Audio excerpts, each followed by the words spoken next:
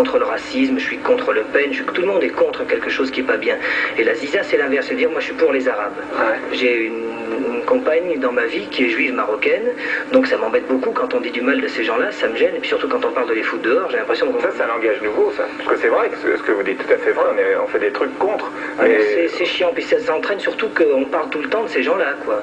Je veux dire, Neneuil, on en parle toute la journée, et, je veux dire, avec tous ces gens-là, je trouve ça vraiment épouvantable. Je crois qu'il vaut mieux dire, il y a des différences. Il faut arrêter d'essayer d'uniformiser les races, d'intégration, de toutes ces choses-là. Je crois qu'au contraire, je dirais pas qu'il faut aller jusqu'à cultiver les différences, mais les constater, les apprécier et aimer les gens pour leurs différences. Ça veut dire qu'il y a un fossé entre les races. Il ne faut pas essayer de combler ce fossé parce que c'est quelque chose d'impossible. Un noir est un noir, un arabe est un arabe, un chinois est un chinois et un français ou un européen est un européen. Ce qu'il faut apprendre aux gens, je crois que c'est un problème de mentalité, c'est qu'un fossé, ça peut se franchir.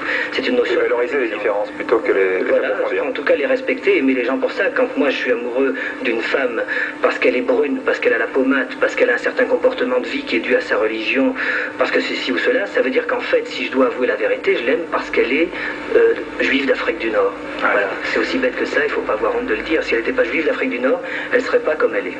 Alors dans le Balavoine,